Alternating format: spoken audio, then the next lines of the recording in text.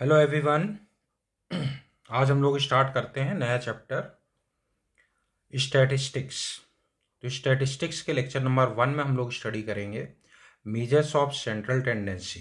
ठीक है, तो स्टार्ट करते हैं lecture 1, measures of central tendency. तो मेजर्स ऑफ सेंट्रल टेंडेंसी है क्या? It is the single value that may be taken as the most suitable representative of the data. This single value is known as the average. इसको क्या बोलते हैं? Average. तो अगर है ना, किसी क्लास में स्टूडेंट से हर एक के मार्क्स अलग अलग आ रहे हैं या कुछ के सेम भी हो सकते हैं, तो ओवरऑल अगर हमें देखना है कि एवरेज मार्क्स क्या है, तो ये एक्चुअली क्या है, मेजर ऑफ सेंट्रल टेंडेंसी इस चीज़ को मेजर करेगा। मतलब ये एक आइडिया दे देगा कि एवरेज मार्क्स क्या है। तो एक्चुअल में central tendency, measures of central tendency gives the, है ना, idea of average marks of the students. तो averages are generally the central part of the distribution and hence known as the measures of central tendency. तो अब measures of central tendency में दो type के measures हैं, एक तो mathematical average है और एक पोजिशनल एवरेज है। मैथमेटिकल एवरेज में हम लोग देखते हैं अरिथमेटिक मीन और सिंपली मीन। जब भी मीन बोला जाएगा तो बाय डिफॉल्ट हम लोग अरिथमेटिक मीन लेंगे। अगर मेंशन किया हुआ तो ज्योमेट्रिक मीन या हार्मोनिक मीन भी हम लोग डिफाइन कर सकते हैं, एज एन एवरेज ले सकते हैं। अच्छा, दूसरा है पोजिशनल एवरेज। पोजिशनल एवरेज क्या है? Median mode. ये पोजीशन पे डिपेंड करेगा, जबकि अरिथमेटिक मीन जो है ना, ओवरऑल डेटा के हर एक एलिमेंट पे डिपेंड करेगा। कोई भी एलिमेंट कम ज़्यादा करोगे तो ऑब्वियसली मैथमेटिकल एवरेज चेंज होगा, जबकि पोजिशनल एवरेज में, है ना, एक्सट्रीम वैल्यू पे चेंजेस नहीं आएंगे। मोड पे चेंजेस आ सकते हैं, लेकिन है ना, एक्सट्रीम वैल्यू मतलब ओवरऑल ऐसा नहीं कि कोई भी डेटा चेंज करोगे तो इनमें चेंजेस आएगा। हो सकता है चेंजेस ना भी आए, ठीक है, चेंजेस आ भी सकते हैं, नहीं भी आ सकते। कौन सा डेटा चेंज कर रहे हो इस पे डिपेंड करेगा। तो इनको बोलते हैं पोजिशनल एवरेज, जिस जो है median as well as mode. तो चलो स्टार्ट करते हैं हम लोग। Arithmetic mean. अरिथमेटिक मीन की डेफिनेशन क्या है? सिंपल सा है। अगर हमारे पास x1 x2 up to xn individual data है, तो इनका मीन होगा सबका sum divided by number of observations, जिसको हम शॉर्ट में इस तरह से भी लिख सकते हैं, X bar is equal to sigma X I is equal to 1 to n whole divided by n। Arithmetic mean of discrete frequency data. Discrete frequency data में हम लोग क्या करते हैं, जैसे x1 x2 x3 up to xn ये दिया हुआ है, इनकी फ्रीक्वेंसीज है f1 f2 so on up to fn। मतलब इस तरह से दिया है कि x1 है, फिर x2 है, फिर x3 है, so on up to xn है, ठीक है ना। तो इनको हम लोग वेरिएट्स बोलते हैं। क्या बोलते हैं इनको? वेरिएट्स। ऑब्जर्वेशंस हैं ये, वेरिएट्स बोलते हैं इसको। और फ्रीक्वेंसीज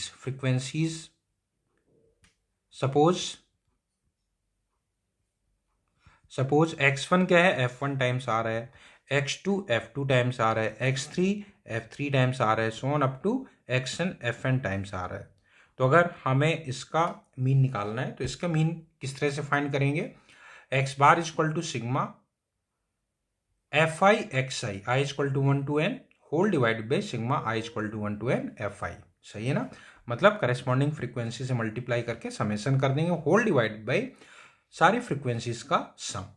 तो ये हमारे पास हो जाएगा arithmetic mean of discrete frequency data. अच्छा, अगर हमारे पास क्लास इंटरवल दिया है तो कोई दिक्कत नहीं, जो x1 x2 ये होंगे ये मिड पॉइंट्स हम लोग ले लेंगे। जैसे कुछ क्वेश्चंस होते हैं जिसमें 0 से 10 में पता चला इतने फ्रीक्वेंसी है, 10 to 20 में, है ना, डिफरेंट फ्रीक्वेंसी है, तो 0 से 10 उसका मिड ले लो, फिर 11 to 20 है तो उसका मिड पॉइंट ले लो, ठीक है। तो उनको x1 x2 x3 so on up to xn ले लेते हैं, ठीक है। अभी आते हैं ज्योमेट्रिक मीन में। ज्योमेट्रिक मीन क्या है? x1 x2 so on xn का जो ज्योमेट्रिक मीन डिफाइन किया गया है वो x1 into x2 so on up to xn whole power 1/n, ये ज्योमेट्रिक मीन होगा।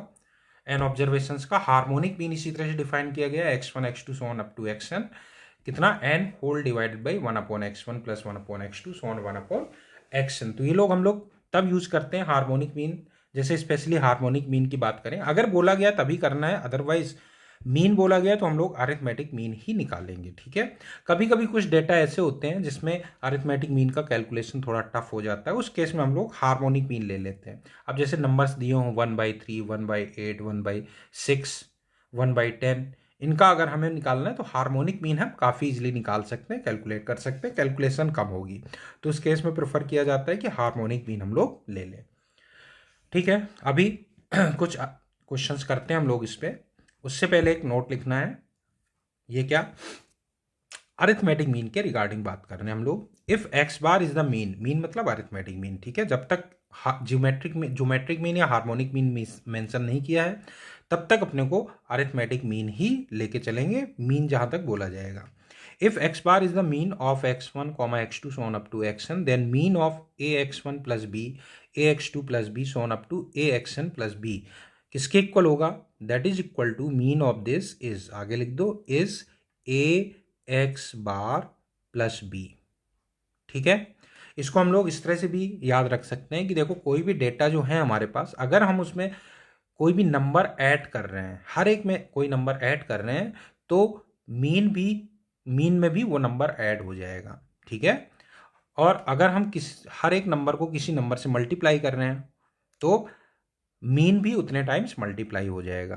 तो यही चीज़ यहाँ पे लिखा हुआ है कि एक्स बार है, ठीक है, और इसका mean x1 x2 up to xn है।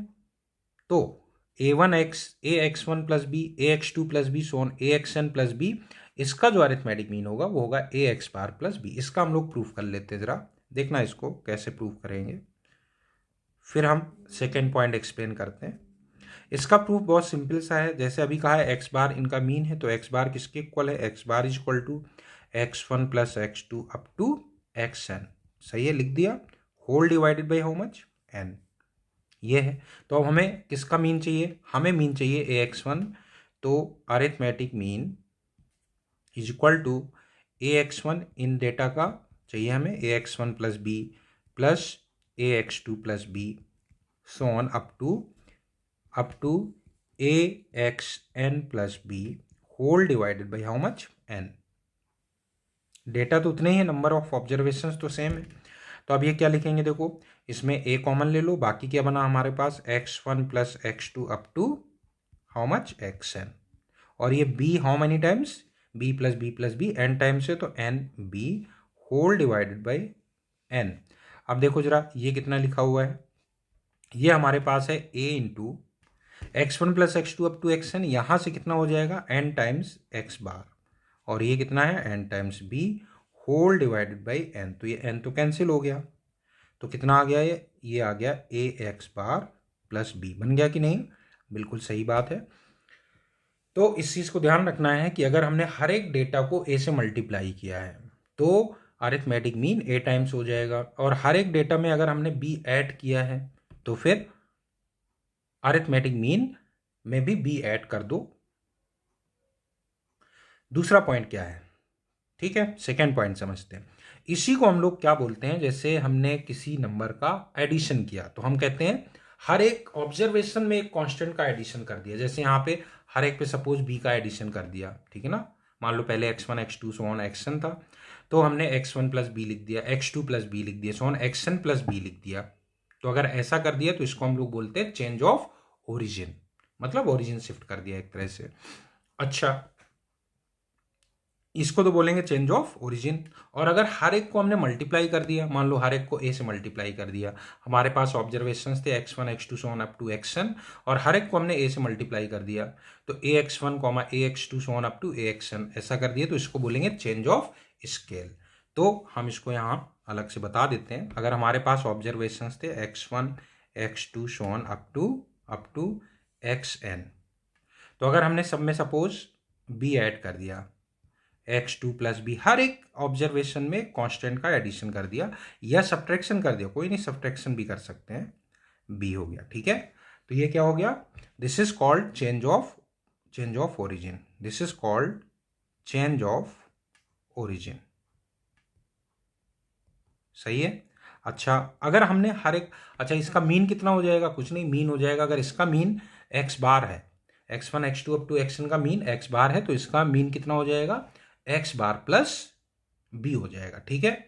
अच्छा, चेंज ऑफ स्केल क्या हो गया, मान लो हर एक में हमने a से मल्टीप्लाई किया, तो अब ऑब्जर्वेशन क्या हो गए, ax1 प्लस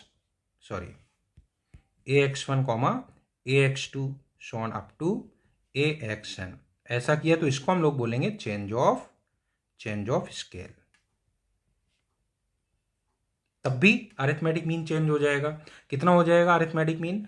तो यहां हम लिखते हैं अगर इसका अरिथमेटिक मीन x बार है तो इसका अरिथमेटिक मीन होगा x बार प्लस b, और इसका अरिथमेटिक मीन होगा a times x bar, a times x बार।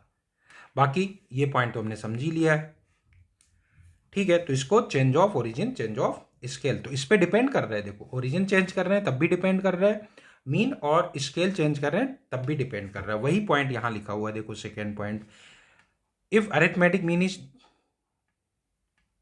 ये हटा दो यहां से, इफ हटा दो, क्या लिखा हुआ है ये हटा दो यहां से। Arithmetic mean is dependent on, arithmetic mean is dependent on change of origin as well as change of scale, दोनों पे डिपेंड करता है, ठीक है। चलो आगे बढ़ते हैं, एक क्वेश्चन लेते हैं इस पे। देखो यहां लिखा हुआ है if mean of A B C D E is M then find mean of, तो हम लोग डायरेक्ट इसको लिख सकते हैं। देखो बताओ फटाफट, कुछ नहीं करना है, डायरेक्ट आंसर बताना है। पहले का आंसर कितना हो जाएगा, इसका मीन हो जाएगा x bar is equal to, इसका मीन था एम, तो इसका मीन कितना हो जाएगा, सब में 3 ऐड कर दिया है तो इसका मीन हो जाएगा एम प्लस 3। अब पूरा करने की जरूरत नहीं है, जो हम लोगों ने पढ़ा है उसको डायरेक्ट यूज कर ले रहे हैं यहाँ पे। सेकेंड पार्ट में बताओ, हर एक नंबर पे हमने 4 ऐड किया, तो यहाँ चेंज ऑफ ओरिजिन था, अभी चेंज ऑफ स्केल हो गया। देखो हर एक को 4 से मल्टीप्लाई किया तो मीन भी 4 से मल्टीप्लाई हो जाएगा। इसका मतलब यहाँ पे जो मीन आएगा एक्स बार अगर बोले तो हो जाएगा 4 टाइम्स एम, करेक्ट। और थर्ड वाले में बताओ, थर्ड वाले में क्या, दोनों चीजें हो रही हैं, तो ठीक है, इसका मीन जो आएगा, mean is equal to that is 2 times M plus, sorry minus 5, correct. चलो अगले क्वेश्चन पे आते हैं हम लोग। अगला क्वेश्चन है the mean of the series, this one is x bar, then mean of the series this one. अब देखो यहां पे इस तरह के डेटा हो गए, डेटा में चेंज हुआ है, ठीक है, आर भी आ रहा है, इस आर के चक्कर में हमें निकालना ही पड़ेगा, ठीक है, डायरेक्ट नहीं लिखना, इसके लिए हम लिखेंगे। तो सबसे पहले तो देखो एक्स बार किसके इक्वल है, यहाँ पे x bar is equal to, यहां हम इस तरह से लिख देते हैं x1 प्लस x2, कहां तक जा रहा है ये, up to xn divided by n, ये दिया हुआ है x बार के इक्वल। तो यहां से हम ये लिख देते हैं this implies x1 plus x2 up to xn किसके इक्वल हो गया, ये हो गया n टाइम्स x बार के इक्वल। सही है, कोई दिक्कत नहीं है। अच्छा आप देखो क्या बोल रहे हैं, मीन ऑफ द सीरीज, इस सीरीज का मीन चाहिए, तो mean of the new series is, mean of new series कैसे लिखेंगे इसको, इसको हम लिखेंगे sigma 2xr minus 3r plus 4, ऐसे लिखेंगे। r की वैल्यू कहां से कहां तक है, 1 से लेके n तक। टोटल कितने ऑब्जर्वेशन हुए, n ऑब्जर्वेशन है, तो होल डिवाइडेड बाई n। अब इसको थोड़ा और सिंप्लीफाई करते हैं, तो हम इसको अगर सिंप्लीफाई करेंगे तो हम कहेंगे ऐसे लिखो, दिस इज इक्वल टू, देखो 2 बाहर आ जाएगा, बाकी हमारे पास बचा sigma r is equal to 1 to n x r, correct. दूसरा माइनस 3 इंटू सिग्मा आर कितना हो जाएगा, ये हो जाएगा n plus 1 by 2, correct, plus 4 into ये सिग्मा 1 कितना हो जाएगा, ये तो n हो जाएगा, whole divided by n, correct. अब इसकी वैल्यू डाल दो, इसकी वैल्यू हम यहां से डालेंगे, ये देखो क्या लिखा हुआ है, ये sigma x r r equal to 1 to n ही लिखा हुआ है, तो n एक्स बार हो गया ये, तो ये 2n x bar minus 3/2 into n plus 1 plus 4n whole divided by n। बस इसको थोड़ा सिंप्लीफाई कर लो, देखो n ये कैंसिल हो गया, सही है, तो हमारे पास कितना आ गया ये, now this is equal to 2x bar minus, इसको थोड़ा सिंप्लीफाई कर लेते हैं, तो ये आ जाएगा देखो 3/2 n, सही है, और ये -3/2 प्लस 4 कितना हो जाएगा, ये 4 ही लिखा हुआ था, सही है, बिल्कुल सही है, कोई दिक्कत नहीं है, whole divided by n, 4 cancel हो गया, 4 माइनस 3/2 बनेगा, 4 माइनस 3/2 कितना हो जाएगा, 4 माइनस 3/2 अलग से लिख लो, तो ये कितना हो जाएगा 8 माइनस 5/2 हो जाएगा, तो प्लस 5/2 हो गया ये, तो ये आंसर आ गया इसका। सो this is the answer. This is the mean of new series, correct. चलो अगले क्वेश्चन पे आते हैं हम लोग। अगला क्वेश्चन है देखो अपने पास, अगला क्वेश्चन है find arithmetic mean of series this one. Arithmetic mean of series this one, इस सीरीज का अरिथमेटिक मीन निकालना है अपने को। कैसे निकालेंगे देखो, arithmetic mean of series this one. तो इसके लिए क्या करो, कितने टर्म्स हैं ये, n+1 टर्म्स है। देखो ये सही से देखो क्या लिखा हुआ है, ये है 2, ठीक है। अरिथमेटिक मीन निकालना है ना, ये नंबर है 2, ये है 2/3, ये है 2/3 so on up to 2/3 power n, ऐसे ही लिखा हुआ है ना। n+1 टर्म्स है टोटल। तो अरिथमेटिक मीन जो आएगा इसका, दैट इज इन सबका सम लिख दो, 2 + 2/3 + 2/3 + 2/3 क्यूब चलता जा रहा है up to 2/3 power n whole divided by how much, number of terms n+1 हो गए। तो इसको और सिंप्लीफाई करें, 1/n+1 यहाँ लिख दो। ये देखो जीपी है, कितने टर्म्स है, n+1 टर्म्स है। तो कैसे लिखेंगे, first term into 1 minus common ratio है 1/3 whole power, number of terms कितने हैं, नंबर ऑफ टर्म्स है n+1 whole divided by 1 minus 1/3, 1 minus common ratio. तो ये बन जाएगा नीचे 2/3, 2 कैंसिल हो जाएगा, 3 ऊपर आ जाएगा। तो 3 डिवाइडेड बाई n+1 ये हो गया, इनटू ये बन गया अपने पास 1 minus 1 divided by 3 power n+1, correct. तो ये आंसर हो गया इसका। चलो नेक्स्ट सम पे आते हैं हम लोग, देख लो सही है ना, n+1 नीचे आया, इन सब का समेशन कर दिया, बिल्कुल सही है, कोई दिक्कत नहीं है। आगे बढ़ते हैं। अगला क्वेश्चन है find arithmetic mean of these numbers. Arithmetic mean of, sorry ये प्लस नहीं है, ये कॉमा लगा लो यहाँ पे। इसका अरिथमेटिक मीन अपने को फाइंड करना है, कॉमा लगा हुआ है ये, ठीक है। पहले तो ये देखो कितने नंबर्स हैं, ये है 0, C1, C2, 21 टर्म्स हैं ये, है ना। तो अरिथमेटिक मीन अगर निकालेंगे तो हम कहेंगे arithmetic mean is equal to sum of all divided by number of terms. तो 41C0 प्लस 41C1 कहाँ तक जाएगा, ये 41C20 तक whole divided by number of terms है 21, सही है, ठीक है। इसको ऐसा करो, इसको लिख दो 1/21 इंटू, इसको टी बोल देते हैं हम, ठीक है। इस पूरे को 41C0 plus 41C1 up to 41C20, इसको हम टी बोल देते हैं।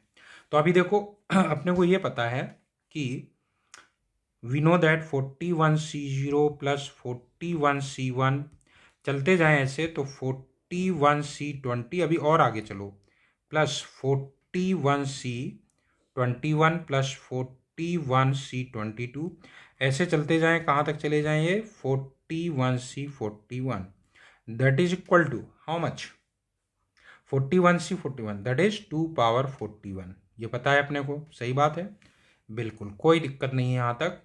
अब इसमें हम लोग प्रॉपर्टी यूज करेंगे, कौन सा प्रॉपर्टी, अपने को पता है कि NCR किसके इक्वल होता है, NCR is equal to NCn-R, इस प्रॉपर्टी का यूज करते हैं। तो अभी सबसे पहले तो यहाँ से यहाँ तक देख लो कितना है ये तो T है, यही चीज़ है ना जो लिखा हुआ है T, एज्यूम किया है इसको, तो ये तो T हो गया।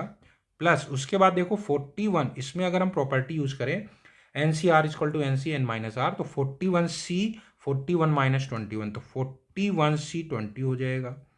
ये कितना हो जाएगा 41, फिर इसमें भी वही प्रॉपर्टी यूज करते हैं तो 19 हो जाएगा। चलते जाओ, 41C41 में यूज करेंगे तो 41C0 बन जाएगा। तो ये भी तो T बन गया, देखो सही से देखो, this is also what T, this one is also T। तो ये T था, ये भी T है, दोनों का सम है 2 पावर 41। तो बताओ 2T कितना हो गया, 2T is equal to 2 power 41, this implies T is equal to 2 power 40, correct, 2 power 40 आ गया ये, ठीक है। तो आंसर कितना आ गया, वैल्यू डाल दो बस इसकी, तो ये आ गया अपने पास 2 power 40 divided by 21, this is the arithmetic mean of these numbers. चलो नेक्स्ट हम बोल रहे हैं find mean of n observations 2rp plus 6r² into q, where r is equal to 1 2 3 up to n and p, q are real constants, ठीक है। तो हमें क्या करना है, अरिथमेटिक मीन निकालना है एक तरह से। तो मीन डायरेक्ट लिख देते हैं, एक्स बार ही लिख देते हैं। एक्स बार इक्वल टू क्या लिखोगे, इन सब का सम, मतलब लिखोगे sigma 2rp plus 6r² cube, ठीक है ना। r is equal to 1 to n, total n terms है तो whole divided by n observation है तो n से डिवाइड हो गया। अभी अंदर ये ट्रांसफर हो जाएगा सिग्मा, तो यहाँ 2p तो कांस्टेंट है, बाहर ले लो, ये बचा sigma r is equal to 1 to n, correct. दूसरा यहाँ से 6q बाहर आ जाएगा, बाकी बचा sigma r² is equal to 1 to n whole divided by n, ठीक है। अभी इसके इक्वल हो जाएगा, now this is equal to 2p into n plus 1/2, ये हो गया n plus 1/2 plus 6q into, चलो यहां लिख देते हैं नेक्स्ट लाइन पे, this is equal to how much, 2p, ये हो जाएगा n प्लस 1/2 प्लस ये है 6q, इसको लिखो n plus 1, 2n plus 1/6, correct, whole divided by n, तो देखो क्या क्या कैंसिल हो रहा है इसमें, ये तो एक तो n कैंसिल हो जाएगा, ठीक है, ये 2 कैंसिल यहाँ से, ये 6 कैंसिल यहाँ से, और इन दोनों में से n प्लस 1 कॉमन भी आ गया, तो इसको n प्लस 1 को ले लो common, remaining how much, this is p plus, और क्या बचा, n प्लस 1 कॉमन ले ही लिया है, 2n प्लस 1 इंटू क्यू,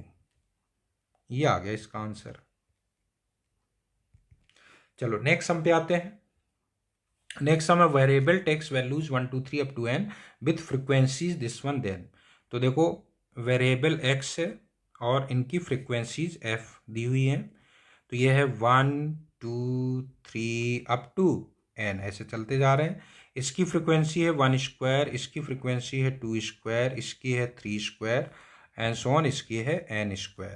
तो अभी अपने को अरिथमेटिक मीन निकालना है, मतलब मीन निकालना है, तो x बार कितना हो जाएगा, सिग्मा, या ऐसे लिख लो इसको, इनको प्रोडक्ट कर करके लिखना है, तो 1 into 1² plus 2 into 2² plus 3 into 3², चलते जाओ, यह आएगा n into n² whole divided by how much, whole divided by नीचे सिग्मा fi होता है 1² plus 2² up to n², correct.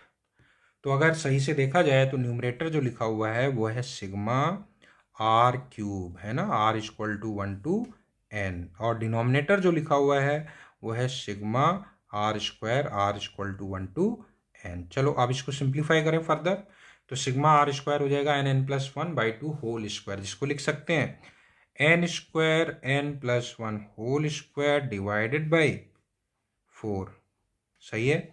यहां भी देखो ये बनेगा n प्लस 1 2n प्लस 1/6, ठीक है, बस 2n प्लस 1/6 हो जाएगा,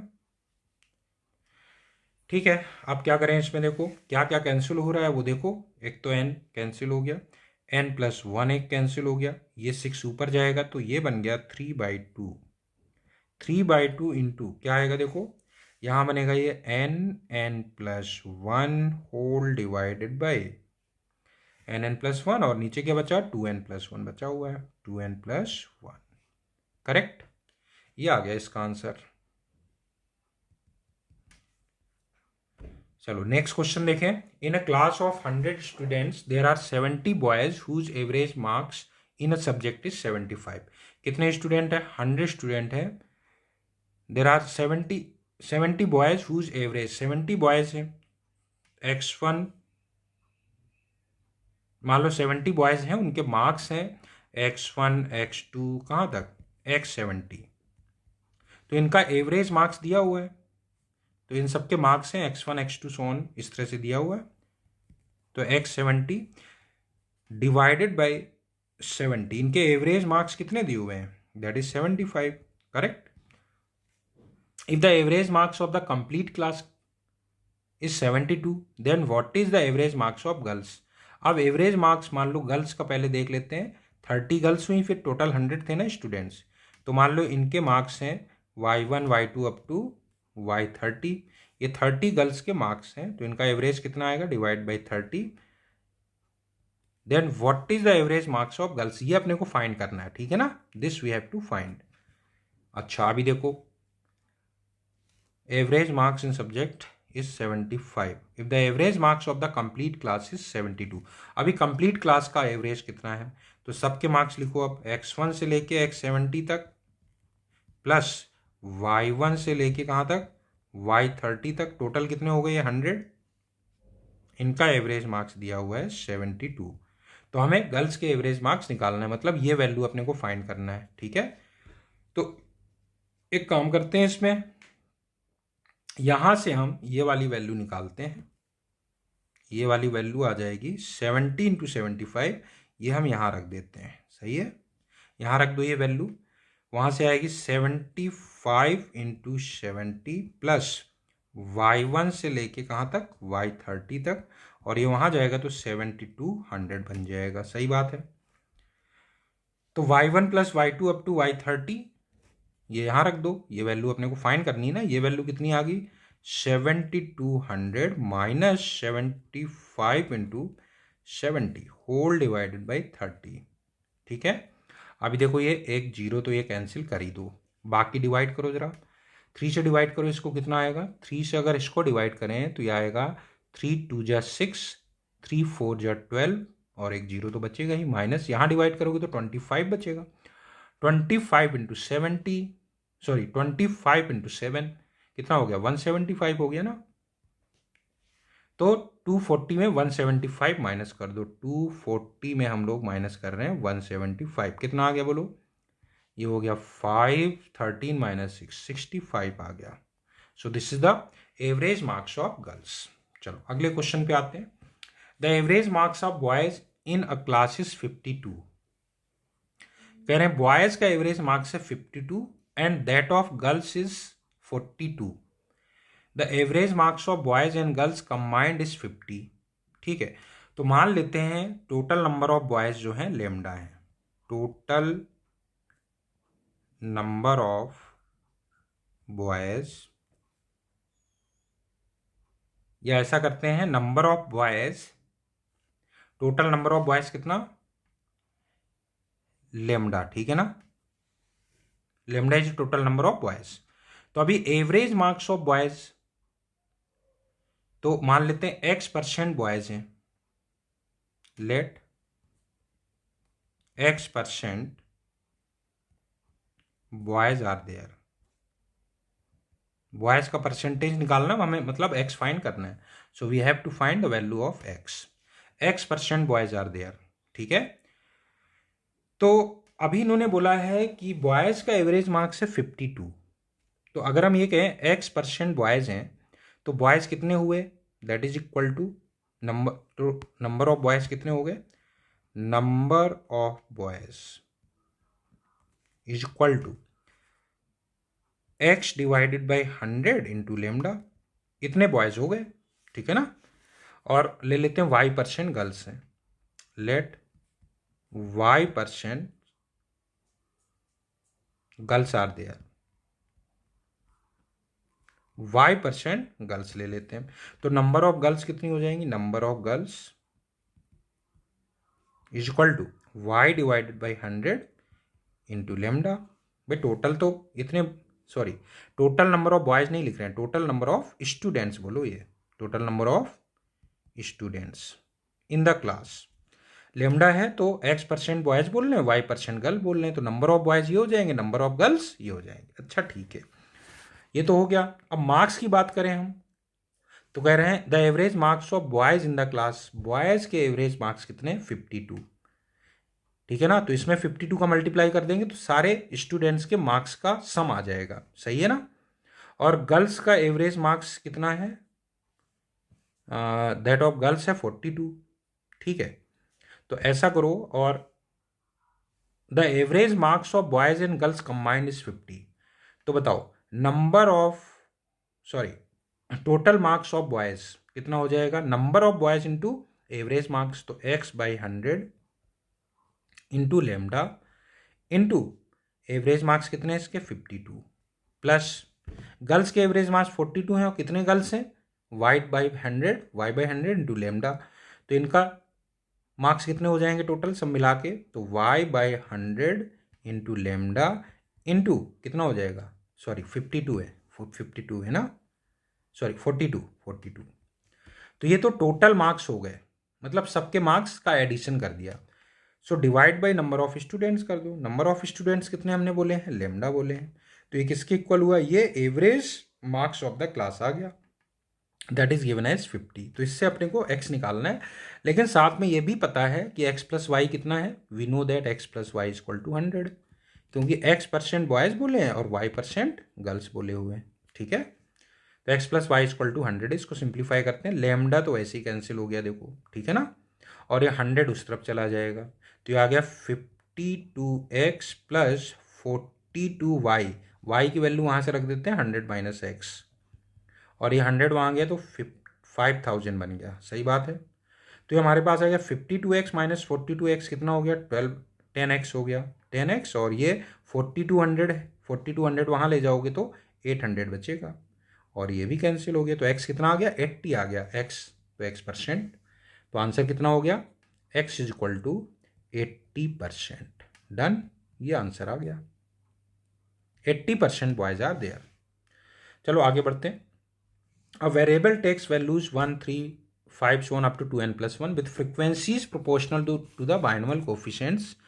This the mean of the distribution is, mean निकालना है, तो mean हो जाएगा x bar is equal to क्या, वेरिएबल को उसकी फ्रीक्वेंसी से मल्टीप्लाई करके ऐड करते जाओ, तो ये आएगा 1 इंटू NC0, फिर plus 3 into NC1 plus 5 into NC2, चलते जाओ कहाँ तक जाएंगे, up to 2n plus 1 into इसकी फ्रीक्वेंसी हो गई NCN, correct, whole divided by कितने टर्म, कितने हैं ये, फ्रीक्वेंसीज का सम आ जाएगा, नीचे सिग्मा FI आता है ना, NC0 plus NC1 up to NCN। समझ में आ गया ये। चलो अभी ऊपर हम सिग्मा फॉर्म में लिख देते हैं। ऊपर अगर हम सिग्मा फॉर्म में लिखें तो ये लिखा हुआ है देखो, सिग्मा, यहाँ अगले स्टेप में ही लिख देते हैं, this is equal to sigma R NC, नहीं R नहीं है, 2R प्लस 1 है, this is what 2R plus 1 into NCR, R is equal to 1 to n, 1 to n नहीं, 0 to n, कहाँ से कहाँ तक, 0 to n है, ये देखो सही है, होल डिवाइडेड बाई, नीचे तो पता ही कितना आएगा, ये 2 पावर n हो गया। ठीक है, तो अब इसको हम लोग अलग से कैलकुलेट कर लेते हैं, सिग्मा वाले पार्ट को, तो इसको अलग से कैलकुलेट करें भाई। देखो sigma R is equal to 0 to n 2R plus 1 into NCR, कितना बनेगा ये बनेगा 2, सिग्मा अंदर ट्रांसफर कर देते हैं, R भी आ जाएगा अंदर, sigma R is equal to 0 to n, ये बनेगा R into NCR plus sigma R is equal to 0 to n NCR। ठीक, इस वाले में यहाँ 0 से स्टार्ट, यहाँ 1 से स्टार्ट कर देंगे, क्योंकि 0 वाला तो वैसे भी वैल्यू 0 ही आनी है, R 0 डालोगे तो 0 आएगी। अच्छा, तो 1 से स्टार्ट कर देते हैं यहाँ पे। अभी ये अपने पास क्या बनेगा, देखो ये बना 2 into sigma R is equal to 1 to n, इसको लिखेंगे R into n by R into n minus 1C R minus 1, और ये कितना आया, ये आया 2 पावर n। ठीक है, ये तो 2 पावर n हो गया, सही बात है। अभी देखो ये R हो गया कैंसिल, n को बाहर, ये हमने कैसे लिख दिया, अपने पास प्रॉपर्टी होती क्या, NCR is equal to n by R into n minus 1C R minus 1, ये हम लोगों ने बाइनोमियल में पढ़ा हुआ है, ये बाइनोमियल की प्रॉपर्टी है, इसको हमने यहाँ पे यूज कर दिया। ठीक है, ये n नीचे लेते हैं, NCR की प्रॉपर्टी है ये n बाहर ले आओ, ये बना 2n, अंदर बचा sigma R is equal to 1 to n minus 1C R minus 1, और ये प्लस 2 पावर n है ही। अब ये देखो कहाँ से स्टार्ट होगा, this is nothing but 2n into 1 डालोगे तो n minus 1C 0 plus n minus 1C 1, कहाँ तक जाएगा, n minus 1C n minus 1 और प्लस 2 पावर n, ये अपने को पता है देखो किसके इक्वल होगा, ये है 2 पावर n माइनस 1 और प्लस 2 पावर n तो है ही, यहाँ ये 2 मल्टीप्लाई होके n इंटू 2 पावर n बना प्लस 2 पावर n, तो 2 पावर n से ले लो कॉमन, तो बना हमारे पास n plus 1 into 2 power n। ये आ गया इसका सम। ये सम यहाँ पे रख दो तो अपने पास आंसर आ जाएगा। तो what is the answer now? This is equal to, numerator कितना हो गया ये पूरा का पूरा n plus 1 into 2 power n whole divided by 2 power n, और ये हो गया कैंसिल। तो आंसर आ गया अपने पास n plus 1। This is the answer of this question. चलो यहां तक हो गया। अब आते हैं हम लोग मीडियन पे। चलो मीडियन देखो क्या है। Median is the middle most or the central value of the variate in a set of observation when the observations are arranged either in ascending और in descending order। या तो ascending order में arrange करो या फिर descending order में पहले arrange कर दो ऑफ देयर मैग्नीट्यूड, मतलब पॉजिटिव निगेटिव इसके अकॉर्डिंग, ठीक है ना। अगर निगेटिव है तो कम होगा, पॉजिटिव है तो ज़्यादा हो जाएगा। तो मैग्नीट्यूड जो भी है उसके या तो असेंडिंग ऑर्डर में या फिर डिसेंडिंग ऑर्डर में प्लेस करो, फिर मिडिल मोस्ट वैल्यू होगी वही उसका मीडियन होगा, ठीक है। तो median of an individual series कैसे निकालेंगे? x1 x2 so on xn be observation arrange in ascending order, ये अरेंज किए हुए हैं असेंडिंग ऑर्डर में। तो इस केस में क्या आ जाएगा? Median m is equal to value of n plus 1/2 है तो observation if n is odd, अगर n ऑड है तो, if n is odd, n odd है तो मिडिल वैल्यू कितनी आ जाएगी? इसको हटा दो यार, ऐसे लग रहा है तुम्हें। वैल्यू ऑफ दिस ऑब्जर्वेशन, ठीक है ना, ये डॉट का कोई मतलब नहीं है यहाँ पे, तो ऐसे लिखा हुआ है if n is odd, right, n is what? Odd. अगर n ऑड है तो वैसे भी समझ लो, जैसे मान लो 5 ऑब्जर्वेशन हो अपने पास, तो 5 ऑब्जर्वेशन मान लो x1 है, इस तरह से लिख के बताते हैं हम, x1 है, x2 है, x3 है, x4 है, x5 है। तो बताओ मिडिल कौन सा हुआ? ये वाला हुआ ना। तो n5 है तो ये कितना आएगा? n प्लस 1/2, थर्ड ऑब्जर्वेशन आ गया, सही है ना। तो उसी से ये फार्मूला बन गया अपने पास। अच्छा और देखो, मान लो n इवन है तो, n मान लो इवन है तो इवन वाला समझते हैं। देखो इवन है, मान लो 6 ऑब्जर्वेशन है अपने पास, 1 या इस तरह से लिखो, 6 ऑब्जर्वेशन है, x1 x2 x3 x4 x5 x6। बताओ मिडिल कौन सा हुआ? ये दो मिडिल हो गए।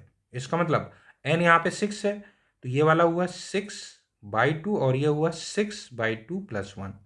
मतलब इन दोनों का एवरेज लेना होगा, x3 और x4 का एवरेज ले लो। तो ये कितना हुआ? ये n/2 हुआ और ये n/2 प्लस 1। तो n/2 with observation plus n/2 plus 1 है तो ऑब्जर्वेशन बाई 2। मतलब यहाँ पे अगर देखोगे, यहाँ पे अगर ये असेंडिंग ऑर्डर में अरेंज है तो x3 प्लस x4/2 आ जाएगा, ठीक है। अच्छा यहाँ हमने पहले ही बताया डॉट डॉट का कोई मतलब नहीं है, डॉट तो वो किसी और पर्पज से लगा होगा, हटा दो इसको, कोई नहीं, ये डॉट का कोई मतलब नहीं है, नॉर्मल लिखा हुआ है ये, ठीक है। तो इफ n इज इवन, तो इवन के लिए सेकेंड वाला फार्मूला लगा दोगे और ऑड के लिए पहला वाला फार्मूला लगा दोगे, ठीक है। अच्छा ये चीज तो थी अभी इंडिविजुअल ऑब्जर्वेशंस की, ठीक है, इंडिविजुअल ऑब्जर्वेशन की बात थी ये। अब हम बात करते हैं किसकी?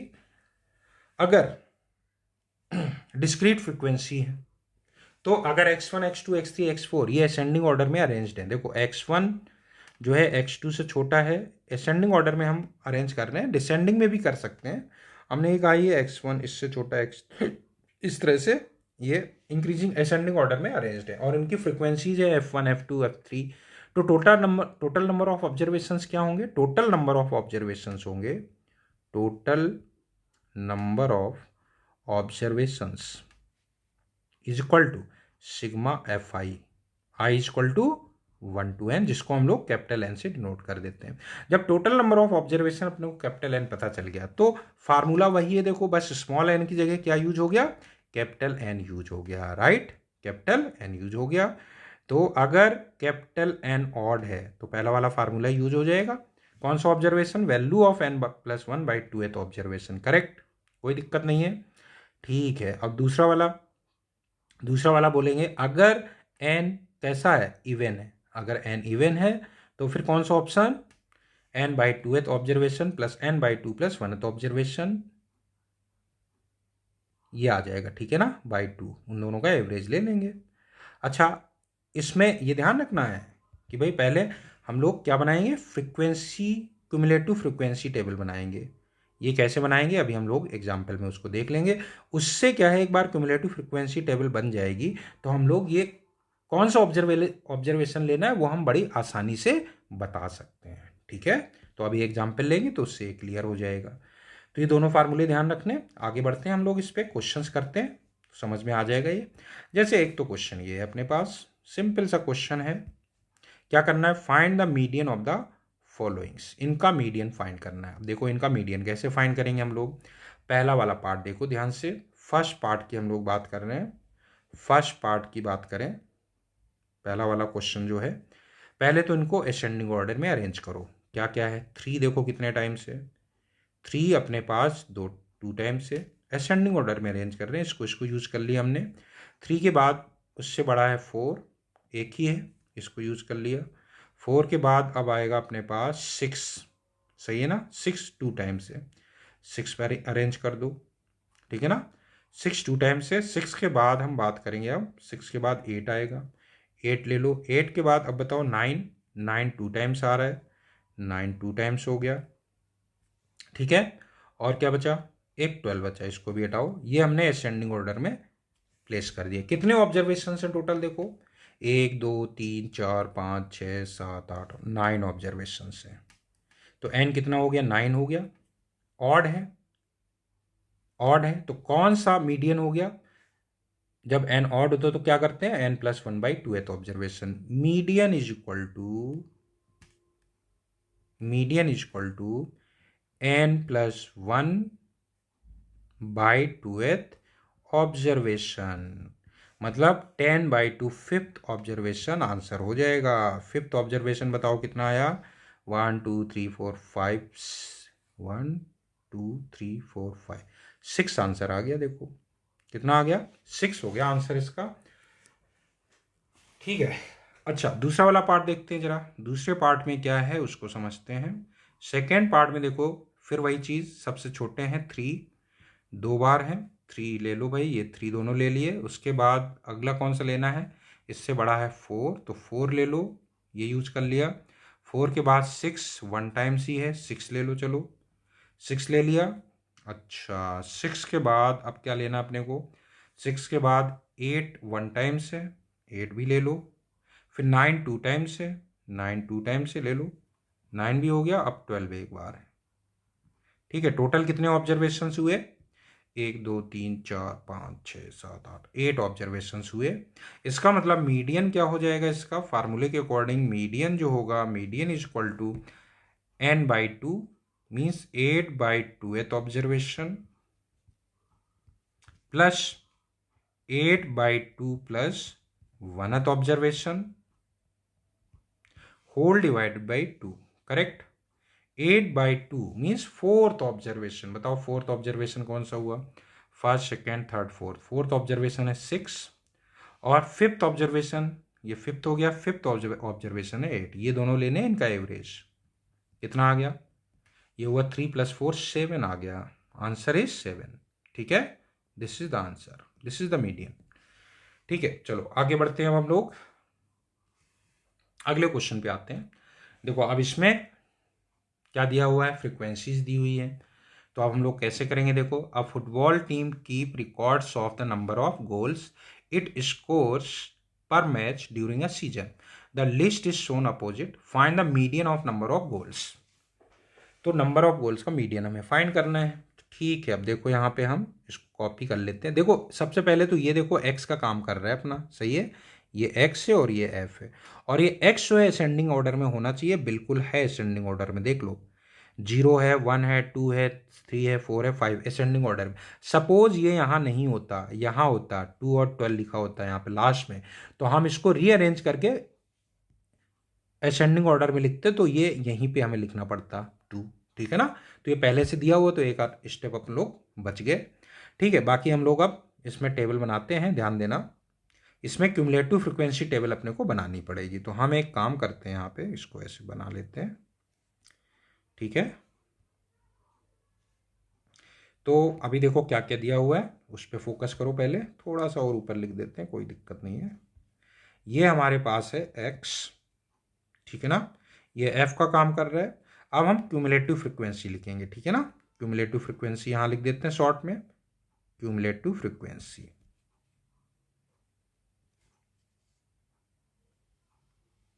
अभी ये भी हम बताते हैं क्यूमुलेटिव फ्रीक्वेंसी का यूज क्या है।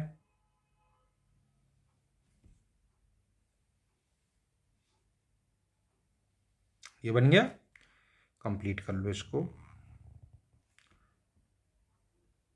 अब देखो जरा इसमें क्यूमुलेटिव फ्रीक्वेंसी, पहले तो टेबल बना लो, कंप्लीट कर लो। क्यूमुलेटिव फ्रीक्वेंसी होती क्या है, ये 8 लिखा हुआ है तो यहाँ तो 8 आएगा। अब ये 10 ऐड हो जाएगा तो यहाँ 18 हो जाएगा, यहाँ 18 + 12 30 हो जाएगा, ठीक है ना। ये कितना हो गया, 33 हो गया।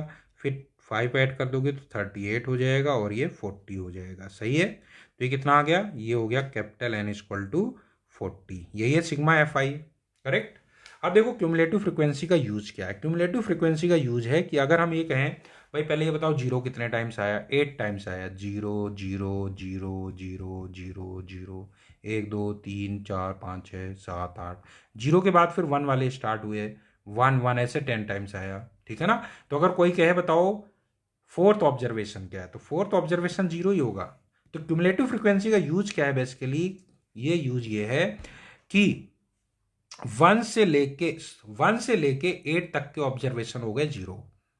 1 से लेके 8 तक, इसका मतलब है फ्रॉम 1 to 8 के ऑब्जर्वेशंस यहां आ गए। अब 8 के बाद 9 to 18 तक के ऑब्जर्वेशन होंगे 1। 1 से लेकर 8 तक के ऑब्जर्वेशन हुए 0, 19 to 18 तक के ऑब्जर्वेशन हुए 1। सही है ना भाई, स्टार्टिंग के 8 तो 0 ही हो गए, उसके बाद 9th 10th 11th 12th up to 18 तक के ऑब्जर्वेशन सारे ये 1 हो गए। और फिर 18 के बाद अब यहां देखो 19 to 30 तक के ऑब्जर्वेशंस क्या हो गए, ये 2 हो गए, ठीक है ना। अब 31 to 33 तक के ऑब्जर्वेशन 3 हो गए। अब 34 से आएगा, 34 to 38 के ऑब्जर्वेशंस ये सारे 4 हो गए। और 39 to 40 तक के ऑब्जर्वेशन क्या हो गए, 5। तो हम लोग इस क्यूमुलेटिव फ्रीक्वेंसी टेबल से फटाफट बता देंगे। जैसे कोई कहे बताओ 20th ऑब्जर्वेशन क्या है, 20th ऑब्जर्वेशन मीन्स 20 इस वाले इंटरवल में आ रहा है, 19 से लेके 30 तक, ये है ना, इस वाले में आएगा 30 तक के, तो 2 आएगा 20th ऑब्जर्वेशन। अगर कोई कहे 19th ऑब्जर्वेशन बताओ, वो भी 2 आ जाएगा। अगर कहा जाए 18th ऑब्जर्वेशन बताओ तो 1 आएगा। अगर कहा जाए 37th ऑब्जर्वेशन बताओ, 37th यहाँ आएगा देखो, 34 से लेके 38 तक के ऑब्जर्वेशन 4 होंगे। तो ये क्यूमुलेटिव फ्रीक्वेंसी टेबल का यूज है। हम लोग डायरेक्ट फटाफट ऑब्जर्वेशन जो चाहिए, जिस नंबर का ऑब्जर्वेशन चाहिए वो ऑब्जर्वेशन अपन लिख सकते हैं। अभी देखो यहाँ n आ गया 40 जो कि इवन है, इसलिए मीडियन जो हो गया यहाँ पे मीडियन लिख दोगे, क्योंकि ये इवन है तो मीडियन = क्या हो जाएगा, n/2th means 40/2th observation plus 40/2 plus first observation, even वाला केस है ना, होल डिवाइडेड बाई 2। तो बताओ इसका मतलब ये हुआ 20th observation plus 21st observation whole divided by 2।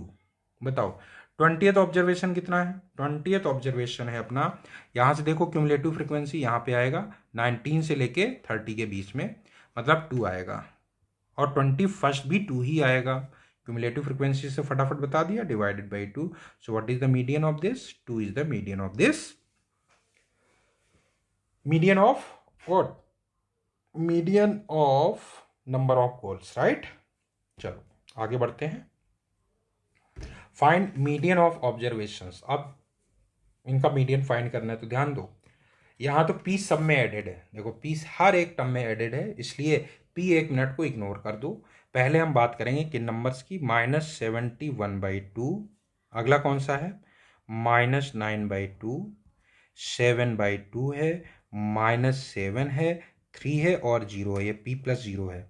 पहले इनको असेंडिंग ऑर्डर में अरेंज करो। सबसे छोटा कौन सा है? -71/2 है। उसके बाद कौन सा है? -7 है, उससे बड़ा है -9/2, उससे बड़ा है 0, उससे बड़ा है 3 और सबसे बड़ा है 7/2। सही बात है। अब देखो ये असेंडिंग ऑर्डर में अरेंज कर दिया। अब p चाहे पॉजिटिव हो चाहे निगेटिव हो, वो सब में ऐड कर रहे हैं, तो p ऐड करने के बाद भी असेंडिंग ऑर्डर में ही रहेंगे। p पॉजिटिव हो चाहे निगेटिव हो, हर एक वो नंबर हर एक में p हर एक में ऐड कर रहे हैं, इसलिए कोई भी चेंजेस नहीं आएगी इसके ऑर्डर में, तब भी असेंडिंग ऑर्डर में ही रहेगा। तो बताओ क्या हो जाएगा? ये हो जाएगा p-71/2, p-7, p-9/2, p+0, p ही हो गया, p+3, p+7/2। ये लो भाई, ये असेंडिंग ऑर्डर में अरेंज हो गए। टोटल कितने ऑब्जर्वेशन है? 1 2 3 1 2 3 4 5 6 ऑब्जर्वेशन है। जब 6 ऑब्जर्वेशन है तो मीडियन बताओ क्या आएगा? मीडियन इज इक्वल टू 6 है ना, 6/2 ऑब्जर्वेशन प्लस 6/2 + 1 ऑब्जर्वेशन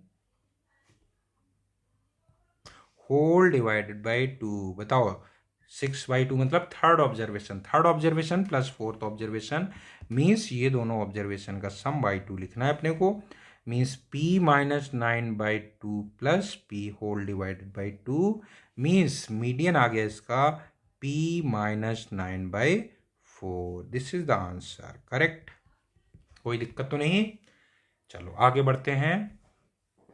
अब ये क्वेश्चन लेते हैं हम। इसमें देखो लिखा हुआ है m क्या है? x1 x2 so on up to xn defines a measure of central tendency based on n values x1 x2 so on up to xn.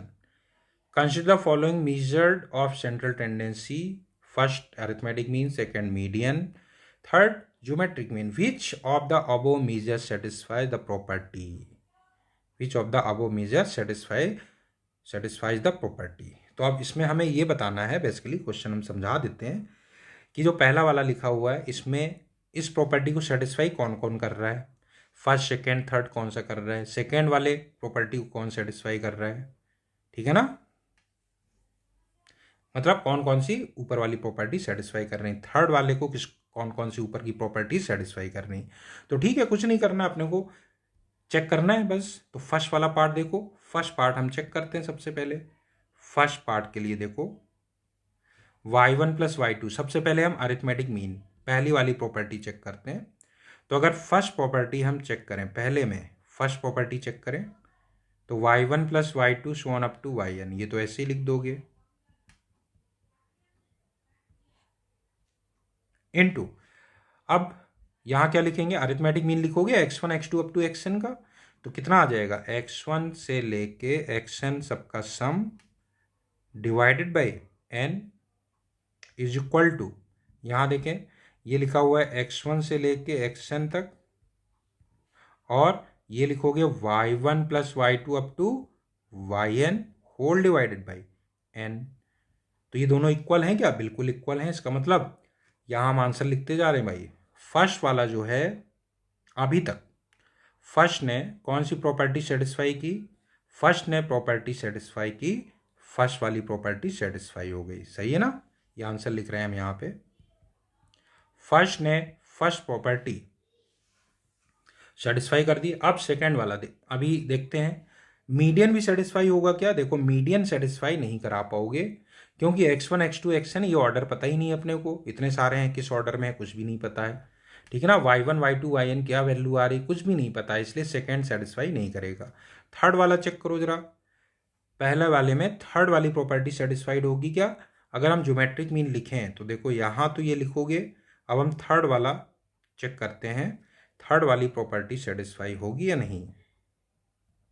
Third property satisfy कराना, ज्योमेट्रिक मीन लिखो जरा भाई।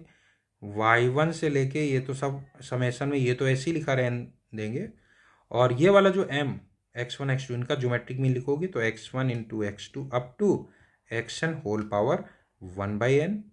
और यहाँ देखो कितना लिखोगे, ये तो ठीक है ऐसे ही लिखा रहने दो अप टू xn, और यहाँ क्या लिखोगे? यहाँ लिखोगे y1 into y two up to yn whole power 1/n, correct, सही है। तो ये दोनों इक्वल तो है नहीं भाई, वो तो डिपेंड करेगा x1 x2 y1 y2 हैं क्या, इसलिए थर्ड वाला सेटिस्फाई नहीं करेगा, फर्स्ट पार्ट जो है थर्ड को सेटिस्फाई नहीं करेगा, ठीक है, कोई बात नहीं, बढ़िया है। अब आते हैं सेकेंड पार्ट में, चलो सेकेंड पार्ट देख लेते हैं इसका। सेकेंड देखते हैं कौन कौन सी प्रॉपर्टी सेटिस्फाई करेगा, हम अभी कलर चेंज कर लेते हैं सेकेंड के लिए। सेकेंड वाला देखते हैं कौन कौन सी प्रॉपर्टी सेटिस्फाई करेगा। पहली प्रॉपर्टी चेक करो जरा सेकेंड के लिए, अरिथमेटिक मीन अगर लिखोगे यहाँ पे सेकेंड के लिए, इसके लिए हम चेक करने हैं, ध्यान देना। अरिथमेटिक मीन वाला चेक करोगे तो यहाँ लिखोगे x1 plus x2 plus x3 by 3, और नीचे भी यही लिखोगे y1 plus y2 plus y3 by 3, तो 3 तो कैंसिल हो जाएगा। और इस तरफ लिखोगे यहाँ पे तो क्या लिखोगे x1 upon y2 plus x2 upon y3, इन तीनों का जब अरिथमेटिक मीन निकालेंगे y1 होल डिवाइडेड बाई 3 लिखोगे।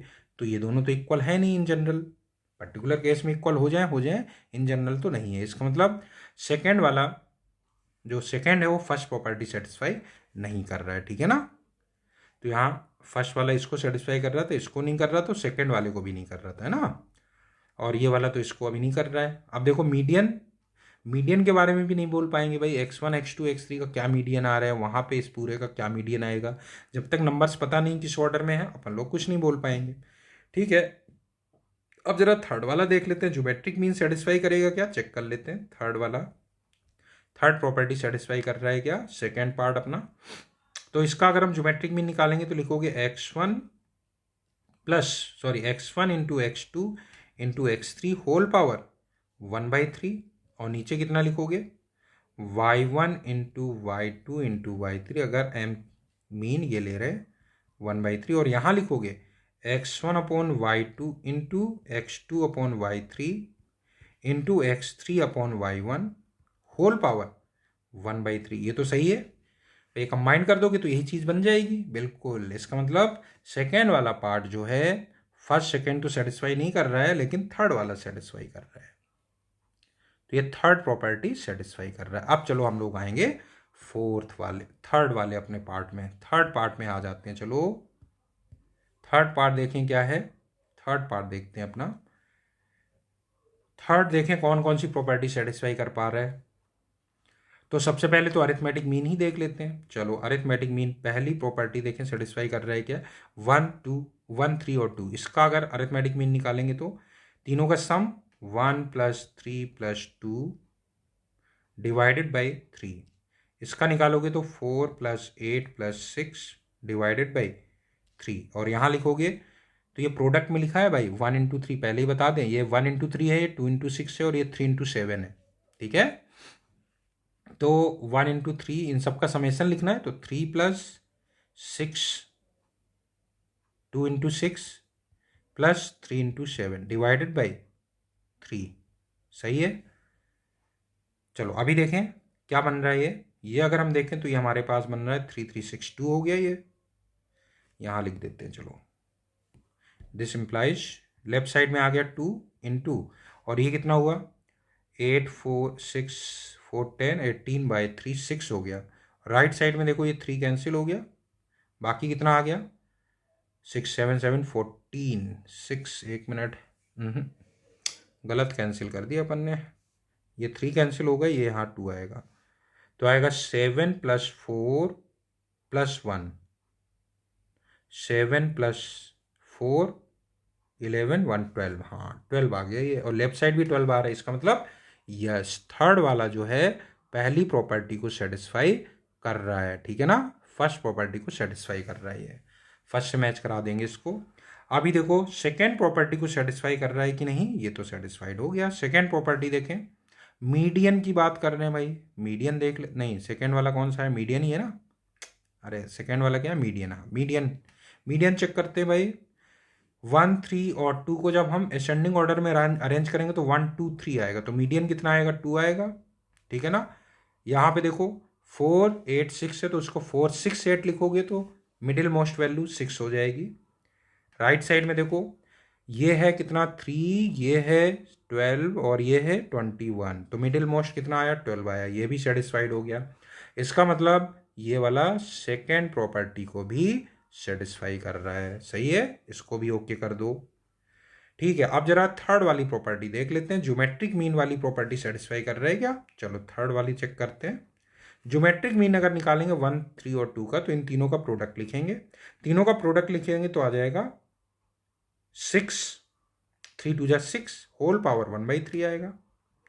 और इन तीनों का प्रोडक्ट लिखें 4 इंटू 8 इंटू 6 होल पावर 1/3 आएगा। राइट साइड में इन तीनों का प्रोडक्ट तो 3 into 12 into 21 whole power 1/3। Check करें भाई ये सही है कि गलत। दोनों तरफ क्यूब कर दो, क्यूब कर दो तो ये आ जाएगा 6 into 4 into 8 into 6 is equal to 3 into 12 into 21। अगर ये दोनों इक्वल आ गए तो ये भी सेटिस्फाई हो जाएगा, लेकिन चेक करें पहले आएगा कि नहीं। देखो 6 12 भी लिखा हुआ ना ये, 1 मिनट भाई, 6 2 जा लिख सकते हैं बिल्कुल। चलो 6 2 जा ये 2 हो गया, यहाँ से एक 2 यहाँ कैंसिल हो जाएगा। देखो 3 2 जा 6 बन गया, ये 6 इससे कैंसिल हो जाएगा। हाँ तो ऐसे ही बोल दो ना डायरेक्ट, इतना क्यों लिख रहे हो। इसको तो अपन ऐसे बोल सकते हैं 6 6 से 36 और यहाँ 12 3 जा 36, ये कैंसिल हो गया। बाकी क्या बचा देखो, बाकी पॉसिबल हो ही नहीं पाएगा। राइट साइड में 21 है, लेफ्ट साइड में 32 है, 32 इज इक्वल टू 21 तो नहीं होता है, गलत हो गया। ठीक है, इसका मतलब ये वाला ऑप्शन सही नहीं है। ठीक है, तो फर्स्ट जो है अपना वो कौन कौन सी प्रॉपर्टी सेटिस्फाई कर रहा है, फर्स्ट वाली। सेकंड सेटिस्फाई कर रहा है थर्ड प्रॉपर्टी, और थर्ड वाली दो प्रॉपर्टी सेटिस्फाई कर रहा है, फर्स्ट और सेकंड। ठीक, चलो आगे बढ़ते हैं। The mean of 63 observations all different is 120। कह रहे हैं कि mean of 63 observations all different is 120। 63 observations है। If each observation lesser than median are increase by 61। तो देखो पहले ऑब्जर्वेशन क्या थे, x1 x2 कहाँ तक असेंडिंग ऑर्डर में अरेंज कर दे रहे हैं, x31, इसके बाद x32, इसके बाद x33 से लेके कहाँ तक, x63 तक। देखो ये कितने हो गए, ये 33 ऑब्जर्वेशन हो गए, नहीं 31 ऑब्जर्वेशन हो गए, ये भी 31 ऑब्जर्वेशन हो गए, और ये 32 एक ऑब्जर्वेशन ही हो गए। टोटल कितने हो गए, टोटल ऑब्जर्वेशन हो गए 63। और हम ये कह रहे हैं कि असेंडिंग ऑर्डर में हमने अरेंज कर रखा है। तो अभी इन्होंने बोला है तो मीडियन क्या हो जाएगा, ये मीडियन हो जाएगा, ये मीडियन हो गया। अब क्या बोला है, अब इन्होंने ये बोला है कि if each observation lesser than the median are increase by 63। अब ये वाला ऑब्जर्वेशन हो गया x1 प्लस 63, ये वाला ऑब्जर्वेशन हो गया x2 प्लस 63। इस तरह से ये सारे ऑब्जर्वेशन किससे इंक्रीज कर दिए गए, बाय 63। ठीक है ना। और ये वाला ऐसे ही है, बाकी भी ऐसे ही लिखे हुए हैं, x33 से लेके x63, इनमें कोई चेंजेस नहीं हुए। अभी कह रहे हैं इन सबका मीन, इन सबका मीन, इसका मतलब इन सबका मीन इन्होंने बोला हुआ है, मीन बोला हुआ है कितना 63, means x1 plus x2 up to x31 plus x32 x33 कहाँ तक, अप टू x63। इन सबका सम कितना है, divide by 63 is equal to 120। सही है ना, तो 63 वहां ले जाओ भाई, डिवाइडेड बाई 63, ये दिया हुआ है 120, तो 63 को वहां ले गए, तो ये अपने को इंफॉर्मेशन पता है। अब हमें इनका मीन फाइंड करना है, तो चलो इसका मीन फाइंड करते हैं, find the mean of the observation. ठीक है, अब इनका मीन फाइंड कर रहे हैं, तो इनका मीन अगर हम x बार बोले तो x बार ये कितना हो जाएगा, ये हो जाएगा देखो x1 plus x2 up to x63, ये तो पूरा हो ही जाएगा सबका सम। और 63 हाउ मेनी टाइम्स, 31 टाइम्स, 63 इंटू 31। टोटल ऑब्जर्वेशंस कितने हैं, ये टोटल 63 ऑब्जर्वेशंस ही हैं, 1 2 3 अप टू 63 ऑब्जर्वेशंस ही हैं, तो होल डिवाइडेड बाई 63। अब ये वैल्यू अपने को पता है, ये पूरी की पूरी यहाँ से कितनी है, 120 इंटू 63, और ये है 63 इंटू 31 whole divided by how much 63। तो लो भाई 63 गया काम से, आंसर आ गया अपने पास 151। तो ये आंसर हो गया इसका। ठीक है, कोई कंफ्यूजन नहीं। ठीक है, चलो आगे बढ़ते हैं। अब हम बात कर लेते हैं मोड की। चलो देखिए मोड क्या है। Mode is that value in a series which occurs most frequently in a frequency distribution. Mode is that variate which has the maximum frequency. Simple सी बात है, जिसकी मैक्सिमम फ्रिक्वेंसी होगी वो मोड होगा। तो कुछ टाइम ये भी हो सकता है कि मल्टी मॉडल हो, बाई मॉडल मल्टी मॉडल्स भी हो सकते हैं, ठीक है ना। बाई मॉडल हो सकता है, मल्टी मॉडल हो सकता है, मतलब मोड ये जरूरी नहीं सिंगल मोड आए, हो सकता है दो मोड आ जाए, मतलब दो ऐसे ऑब्जर्वेशन है जिनकी सेम फ्रिक्वेंसी है, तो मोड दो भी हो सकते हैं, दो से ज़्यादा भी हो सकते हैं, ठीक है ना। तो ये कह सकते हैं सीरीज में बी बाई मॉडल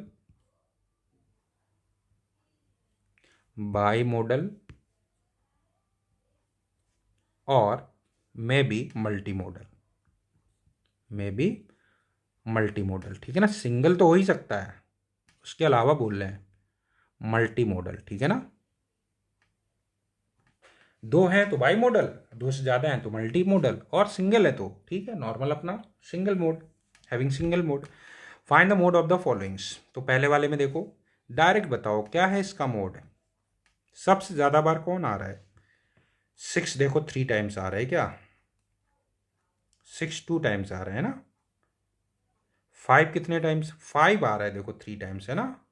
5 सबसे ज़्यादा बार आ रहा है यहाँ पे, ठीक है। तो 5 इसका मोड हो गया, मोड इज इक्वल टू 5, ठीक है ना। इसमें बताओ, इसमें मोड क्या हुआ? इसमें देखो 2 दो बार आ रहा है, 7 दो बार आ रहा है, 6 3 बार आ रहा है, और 2 भी 3 बार आ रहा है। इसका मतलब ये मल्टी मॉडल हो गया, इन्हीं दोनों की फ्रिक्वेंसी ज़्यादा है, तो 6 भी हो गया इसका मोड और 2 भी हो गया, ये मल्टी मॉडल हो गया भाई। एक मोड नहीं, इसके दो मोड हो गए, 6 भी हो गया और 2 भी हो गया। This is what? Multi modal, right. नहीं बाई मॉडल, सॉरी, दो हैं तो बाई मॉडल, दो से ज़्यादा हैं तो मल्टी मॉडल, ठीक है। तो बाई मॉडल हो गया। नेक्स्ट आ जाओ, find the mode of O P Q R S up to Z. Find the mode if this occurs with frequencies, ये अकर हो रहे हैं इन फ्रिक्वेंसीज के साथ, ठीक है ना। अकर्स लिखना चाहिए, अकर लिखो इसमें, है ना।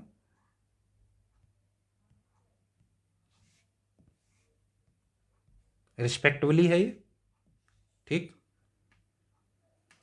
चलो अब देखो पहला वाला देखते हैं। सबसे पहले इसमें एक चीज़ ध्यान रखना है, वो ध्यान ये रखना है जो बाइनोमियल थ्योरम में हम लोगों ने पढ़ा हुआ था, maximum value of N C R is equal to, this is what,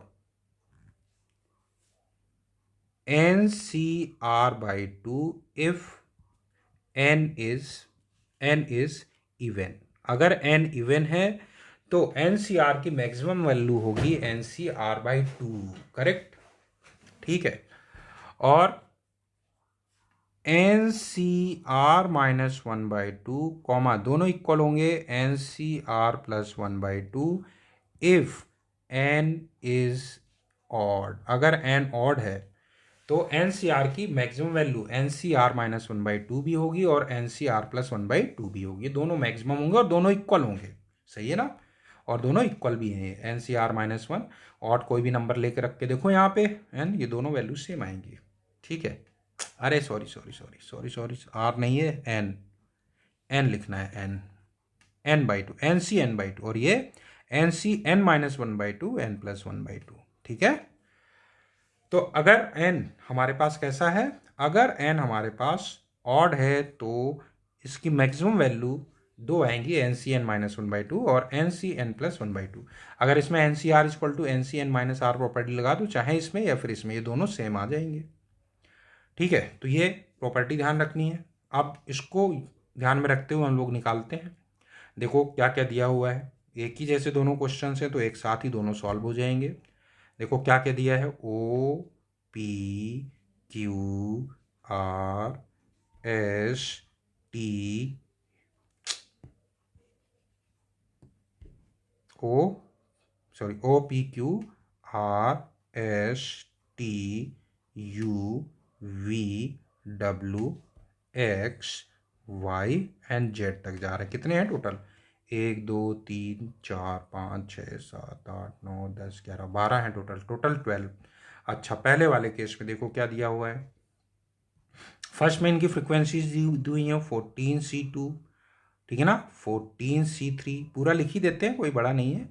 बड़ा होगा तो डायरेक्ट भी ऑब्जर्व कर सकते हैं हम लोग। 14C4 है, 14C5 है, 14C6, 14C7, 14C8, 14C9, 14C10, 14C11, 14C12 और ये हो गया 14C13, ठीक है। सेकेंड पार्ट में देखो क्या दिया हुआ है, ये 13 दिया हुआ, देखो 13C2, 13C3, 13C4, 13C5, चलते जाओ 13C6, 13C7, बिल्कुल वैसे ही है, 13C8, 13C9, 13C10, 13C11, 13C12 और 13C13, ठीक है। वैसे लिखने की जरूरत नहीं थी, फिर भी हमने क्लियरिटी के लिए लिख दिया है। देखो अब बताओ, इसमें सिंपल सा पॉइंट बताना है अपने को, बोलो। पहले वाले केस में 14CR टाइप का लिखा हुआ है, 14CR की मैक्सिमम वैल्यू कब होगी पहले वाले केस में, पहले वाला केस हम बोल रहे हैं, तो 14CR टाइप का लिखा हुआ है, तो maximum value of 14CR, maximum value of 14CR बता दो। आर की वैल्यू 2 से लेके 13 तक है, लेकिन मैक्सिमम वैल्यू बीच में ही कहीं आएगी। मैक्सिमम वैल्यू कितनी आएगी, क्योंकि n इवन है इसलिए इसके अकॉर्डिंग आएगा 14C7 n/2। कौन सा आ रहा है देखो, इसमें ये आ रहा है, इसका मतलब पहले का आंसर हो गया, आंसर यहां लिख दो, पहले का आंसर हो गया, फर्स्ट पार्ट का आंसर हो गया टी यहां पे मोड हो गया, राइट, सिंगल मोड आ रहा है। सेकेंड पार्ट में देखो जरा, सेकेंड में बताओ मैक्सिमम वैल्यू ऑफ 13CR कब आएगी, 13C, इस वाले को यूज करो, 13 minus 1, 13 minus 1 12, 12/2 6, as well as 13C7, दोनों सेम आ रहे हैं देखो, इसका मतलब 13C6 और 13C12 ये दोनों ही इक्वल होंगे, ठीक है ना, दोनों ही इक्वल है, इसलिए इनके करस्पॉन्डिंग और एस और टी दोनों की फ्रिक्वेंसी सेम है, इसलिए सेकेंड का आंसर क्या होगा, बाई मॉडल हो गया, ये क्या क्या हो गया, एस भी हो गया और टी भी हो गया, दोनों मोड हो गए इसके, करेक्ट। चलो आगे बढ़ते हैं हम लोग, relation between mean mode and median. तो मीन मोड और मीडियन में जो रिलेशन होती है वो ये है, इसको ध्यान रखना है अपने को, mode is equal to 3 times median minus 2 times mean, ठीक है, इसको याद रखना है, mode is equal to 3 times median minus 2 times mean, ठीक है। चलो इस पे एक क्वेश्चन करते हैं, if the difference between mode and median is 76 then find the difference between median and mean. तो ठीक है, समझो, इसमें हमें दिया हुआ है मोड माइनस मीडियन, इसका डिफरेंस बोला हुआ है कितना, इन दोनों का, इसका मॉडुलस 76 दिया हुआ है, and we have to find difference between median and mode, we have to find median, difference between median and mean, ये हमें फाइंड करना है, करेक्ट। चलो देखो कैसे फाइंड करेंगे, अभी हमें पता है मोड इज इक्वल टू कितना होता है, mode is equal to 3 times median minus 2 times mean, correct. एक काम करो, मीडियन लेफ्ट साइड में ले आओ एक, तो ये बन जाएगा mode minus median is equal to, यहां ये 2 टाइम्स बचेगा, 2 बाहर ले लो, बाकी बचेगा ये मीडियन माइनस मीन, करेक्ट, ये बना। चलो दोनों तरफ मॉडुलस लगा दो भाई, दोनों तरफ लगाओ मॉडुलस, ये मॉडुलस हो गया, यहाँ 2 तो बाहर ही आ जाएगा, ये दिया हुआ है कितना 76 और 2 नीचे ले आओ, ये 2 आ गया, तो हमें मिल गया modulus of median minus mean, how much it is, this is equal to how much, 2 6 38 हो गया, ये 38 हुआ ना, 2 3 जा 6 16, ठीक है 38 आ गया ये, so this is the answer, median minus mean, median minus mean, that is equal to how much, that is equal to how much, 2 है ये, तो 638 हो गया, सॉरी 38 आ गया, तो ये आंसर हो गया इसका, ठीक है ना। चलो आगे बढ़ते हैं, अगले क्वेश्चन पे आते हैं हम लोग।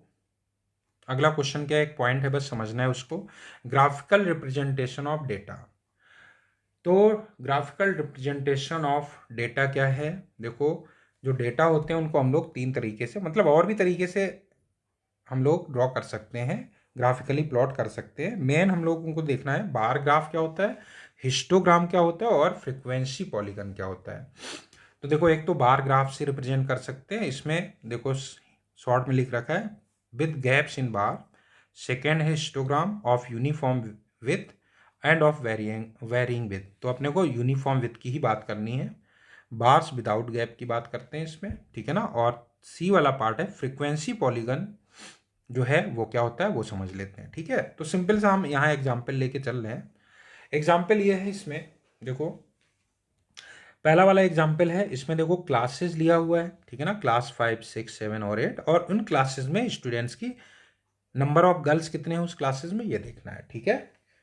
तो जब हम बार रिप्रेजेंटेशन करते हैं, सो this is what bar representation, पहला वाला जो एग्जाम्पल है this is the example of bar graph, this is called bar graph, ठीक है। इसमें क्या ध्यान रखना होता है, जो बार्स होते हैं ये जो अपने इस तरह से बार बनाए हुए हैं ये, ठीक है ना, इनके बीच में है ना गैप होता है, ये गैप है, देखो यहाँ पे है गैप, यहाँ भी गैप है, इस तरह से ये गैप बनाते हुए चलना है। तो जब गैप इस तरह से होगा तो हम इसको बोलेंगे कि ये बार ग्राफ है। तो यहाँ पे देखो बार ग्राफ से हम लोग डेटा रीड कर सकते हैं, जैसे क्लास 5 में नंबर ऑफ गर्ल्स कितनी है, 30 है, ठीक है ना, दिख रहा है 30 है। क्लास 6 में नंबर ऑफ गर्ल्स कितनी है, 35 है। क्लास 7th में कितनी है, 20 है। क्लास 8th में कितनी है, क्लास 8th में 25 है। क्लास 9th में नंबर ऑफ गर्ल्स 40 है, ठीक है ना। तो ये बार रिप्रेजेंटेशन हो गया, जो बार से उनके बीच में गैप होना चाहिए, ठीक है। हिस्टोग्राम क्या होता है वो समझ लेते हैं। हिस्टोग्राम में, ठीक है ना, यूनिफॉर्म विथ की बात कर रहे हैं, वेरिंग विथ भी हो सकती है, जैसे यहाँ पे ये देखो यूनिफॉर्म विथ है, विथ जो है यहाँ पे यूनिफॉर्म है। तो यहाँ पे जो है बार्स तो बनेंगे लेकिन उनके बीच में गैप नहीं होगा, देखो यहाँ पे गैप था, यहाँ पे गैप नहीं है, ठीक है। तो ये जो यहाँ पे बार बना हुआ है इसको, ये हिस्टोग्राम है, this is the example of histogram, जो हमने बार बनाया हुआ this is example of histogram, इसको हम लोग हिस्टोग्राम बोलते हैं, ठीक है ना। तो बार्स होते हैं विदाउट गैप्स। तो अब जैसे इसमें क्या है, यहाँ है टेम्परेचर, अप्रैल में देखा गया है, frequency polygon showing the, frequency polygon क्या है वो हम बाद में देखेंगे। ये बार जो बना हुआ है ये बार ग्राफ है, हिस्टोग्राम है, सॉरी बार जो बना हुआ है हिस्टोग्राम बोलेंगे, ये बार ग्राफ था इसको हिस्टोग्राम बोलेंगे। यहाँ पे हम लोग, यहाँ पे हिस्टोग्राम क्या है, देखो टेम्परेचर यहाँ दिखा रहा है, ठीक है ना, और टेम्परेचर कितना है अप्रैल मंथ में, और क्या लिखा हुआ है the daily maximum temperature in the April, तो सॉरी 23rd 27 है, 28 है, 29 ये टेम्परेचर लिखा हुआ है, और यहाँ क्या लिखा हुआ है फ्रीक्वेंसी लिखी हुई है, ठीक है ना, ये फ्रीक्वेंसी लिखी हुई है, मैक्सिमम टेम्परेचर इन अप्रैल, ठीक है, डेली मैक्सिमम टेम्परेचर। तो यहाँ ये लिखा है कि भाई 27 जो है टेम्परेचर कितने दिन रहा है, ठीक है ना। जैसे ये डेटा पढ़ रहे हैं तो यहाँ पे ये जो है ना नंबर ऑफ डेज लिखे हुए हैं, कितने डेज में, ये नंबर ऑफ डेज लिखे हुए हैं कि कितने डेज 27 डिग्री टेम्परेचर रहा है, कितने डेज 28 डिग्री टेम्परेचर रहा है। तो 27 डिग्री टेम्परेचर रहा है अप्रैल मंथ में 4 डेज, ठीक है ना। 28 टेम्परेचर रहा है अप्रैल मंथ में 6 डेज, ठीक है ना। और 29 टेम्परेचर रहा है, 29 डिग्री टेम्परेचर रहा है 5 डेज, ठीक है। इस तरह से बना हुआ है, देखो 30 टेम्परेचर रहा है 4 डेज, 31 टेम्परेचर रहा है 7 डेज, 32 टेम्परेचर रहा है 3 डेज, और 33 टेम्परेचर रहा है 1 डे, तो देखो टोटल कितना समेशन आएगा, समेशन एक बार चेक करके देखो इसमें। 27 टेम्परेचर 4 डेज, तो 4 ये हो गया। 28 टेम्परेचर कितने डेज रहा है, 6 डेज है, ठीक है ना। 29 टेम्परेचर 5 डेज है। 30 डिग्री टेम्परेचर कितनी डेज है, 4 डेज है। 31 डिग्री टेम्परेचर कितना है, 7 डेज है, ठीक है ना। और 32 डिग्री टेम्परेचर कितना है, कब है, 3 डेज है, 3 डेज, सही ना। 33 टेम्परेचर कितना होता है, कितने दिन रहा है, 1 डे। तो ऐड करो जरा सबको, कितना आया, ये हुआ 10, 10 और ये भी 10 हो गया। 20 30 डेज हो गए टोटल, बिल्कुल 30 डेज टोटल हो गए। अप्रैल मंथ में 30 डेज ही होते हैं, ठीक है। तो ये तो हिस्टोग्राम हो गया अपना, जो इस तरह से है ना बार ग्राफ टाइप का बना हुआ है, लेकिन इसको बार ग्राफ नहीं बोलते हैं। बार ग्राफ तो जब गैप होता है तभी बोलते हैं, गैप इसमें नहीं होता है। ये हो गया क्या, हिस्टोग्राम। अच्छा, अब इसमें देखते हैं फ्रीक्वेंसी पॉलीगन क्या है। देखो फ्रीक्वेंसी पॉलीगन कैसे बनाते हैं भाई, मिड पॉइंट्स जो है, पीक पॉइंट्स के मिड पॉइंट्स ज्वाइन कर दो, और उससे पहले क्या करो, जैसे 27 है उसके जितना गैप ये है, जितना ये डिस्टेंस है उतनी ही डिस्टेंस भी यहाँ ले लो, उसका भी मिड पॉइंट ले लो। यहाँ भी उतनी डिस्टेंस ले लो जितने ये तुमने गैप ये डिस्टेंस लिया हुआ है, और इसका मिड पॉइंट ले लो, और जो हर एक का पीक पॉइंट जो है उनको ज्वाइन कर दो। देखो हर एक के पीक पॉइंट का मिड पॉइंट ज्वाइन करना है, पीक का मिड पॉइंट ज्वाइन कर दो, इससे एक पॉलीगन बन गया। देखो तो इनको हम ज्वाइन करते गए, ये लाइन बनी, फिर ये लाइन बनी, फिर ये लाइन बनी। देखो पीक पॉइंट्स को ज्वाइन करते हुए ये लाइन बनाते चले गए, इसको बोलते हैं फ्रीक्वेंसी पॉलीगन, राइट। समझ में आ गया। तो फ्रीक्वेंसी पॉलीगन से मान लो यहाँ ये हिस्टोग्राम नहीं बनाया, अब हिस्टोग्राम हटा दें, तब भी हम लोग बता देंगे कि हाँ भाई टेम्परेचर जो है, इतने टेम्परेचर कितने डेज रहा है, इतना टेम्परेचर कितने डेज रहा है, ये सब बता सकते हैं हम लोग विदाउट यूजिंग द हिस्टोग्राम, ठीक है ना। हिस्टोग्राम क्या, पॉलीगन बनाने के काम में आया, लेकिन अगर हम अब हिस्टोग्राम हटा दें और सिर्फ पॉलीगन रखें, तब भी हम डेटा रीड कर सकते हैं, ठीक है। तो ये अपना लेक्चर 1 कंप्लीट होता है। Thanks everyone.